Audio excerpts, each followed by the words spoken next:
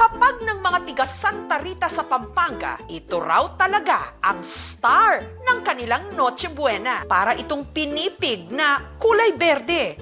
Mas mabango raw at hindi hamak na mas malambot. Yun nga lang, mahigit 1,000 piso kada kilo, kaya binansagang Little Green Gold. Ito ang ipinagmamalaking duman ng mga Kapampangan. It's so expensive because of the meticulous process. Ang pamagduman o paggawa ng duman, napakabusisi. Kaya iilan na lang daw ang nagpapatuloy ng tradisyong ito, kagaya ng angkan ni JV. Ang authentic na duman ng Santa Rita, gawa sa isang klase ng malagkit na bigas na kung tawagin, lakatan maluto. Nasa tuwing panahon ng amihan o kada Nobyembre at Disyembre lang daw naaani. Kung po pwede na, pag pinisil ko to, ayan o, parang gatas yung lumalabas. Kailangan maaga. Pag-ani kasi niyan, hindi pwedeng mabilad sa araw. Ang grupo ng pamangkin ni Bernard na si JV, tinali at ikinarga ang inaning palay sa garate o yung sasakyang panghakot. Sunod nila itong dinala sa palbabewan o garahe. Ang una sa napakaraming hakbang ng pagduduman, ang mamaspas o paghahampas. Para po matanggal yung matanda sa magandang duman.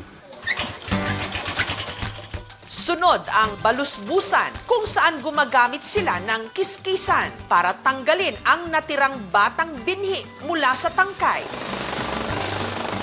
Sa pamanyime naman, hinihiwalay ang malagkit mula sa mga nakahalo ritong dahon at balat. Ang mga nakolektang palay, sunod na ibababad sa tubig para matanggal ang mga sepok o yung mga palay na walang laman.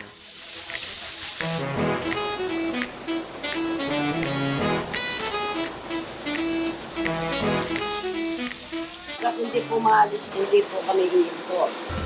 Pinatuyo muna ito bago isasangle o isasangag sa yanga o yung tradisyonal nilang palayok. Para hindi masunog ang bigas, dapat walang tigil ang paghalo sa loob ng 30 minuto. May kahoy kami bilo. Ikot namin mga 5 butil. Pag yung balat nito, ginanon mo at nadurog na yun. Kusang lalabas yung laman. Pero pag dumidikit pa yung laman sa balat, hindi pa luto. Ang mga hinangong malagkit, sunod na pinalamig.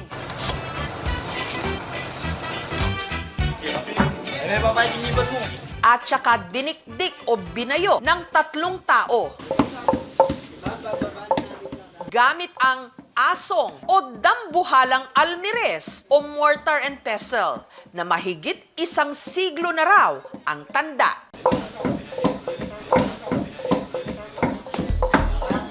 Kada araw, 15 to 30 kilos lang ng duman ang nagagawa ni na JV.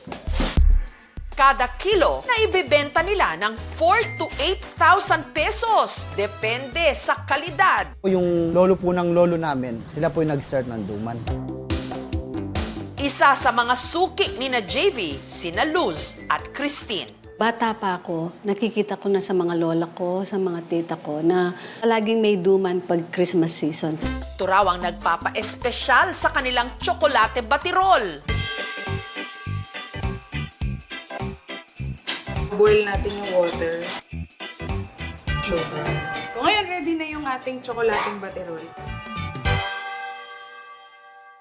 Sa isang tasa, nilagay ang duman at saka ibinuhos ang mainit-init pang tsokolate batirol. Nauna yung duman bago ilagay yung tsokolate para masipsip ng duman yung tsokolate. Yun yung kumbaga parang sampurado namin. Very nostalgic siya sa amin. Ayaw lang namin mahinto yung tradisyon na yun. Kasi handed down na talaga sa amin yun. Parang lasa ng champurado rin. Ang duman specialty naman sa kainang ito, kalame duman o kalamay duman. Ang kalame duman po ay staple kalamay ng Pampanga. Yung aroma niya napakabango. Kasi ang duman Santa Rita meron siyang distinct smell, distinct taste na pang-special talaga. Kinusta muna ang duman sa isang kawali. Medyo naamoy na natin yung aroma niya. So next natin lalagay is tong gata. Continuous lang po ang paghahalo natin pero kailangan swabe lang para hindi masira yung grain. Nung kumulo, tinimplahan ng gatas, asukal at mantikilya. Actually, madali lang lutuin ito kumpara sa mga regular na malagkit. Medyo nagbubuo na siya at pwede na natin siyang i-transfer sa bilao.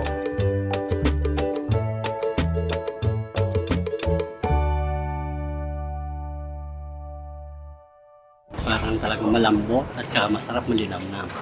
Parang rice grains niya, buo-buo talaga. Ang kalame duman recipe ni Chef JP, namana pa raw nila sa lola ng kanyang misis. Nag-start yan 1970s dahil nga seasonal lang siya. So ginagawa lang siya every end of the year. Dahil may kamahalan ng duman ng Santa Rita at minsan lang sa isang taon kung ginagawa, may ilan na gumagawa ng sarili nilang bersyon nito. Katulad ng tiga Tarlac City na si Lourdes. Mahigit na mga 30 taon pagtitinda. Ang kanyang bersyon ng duman hindi gawa sa lakatan maluto, kundi sa pinipig na inaangkat pa niya sa Nueva Ecija. Ang nagbibigay ng berdeng kulay sa kanyang duman, pandan. Ang pinakuluang dahon ng pandan, hinaluan niya ng katas ng tubo. Nung lumamig, inihalo ito sa pinipig. Daan-daan natin yun para kagad-agad lalambot.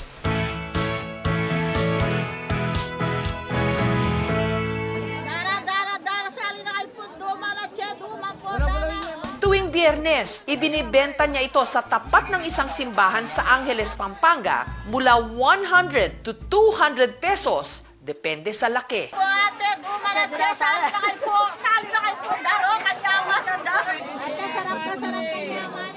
Parang malagkit ka niya po.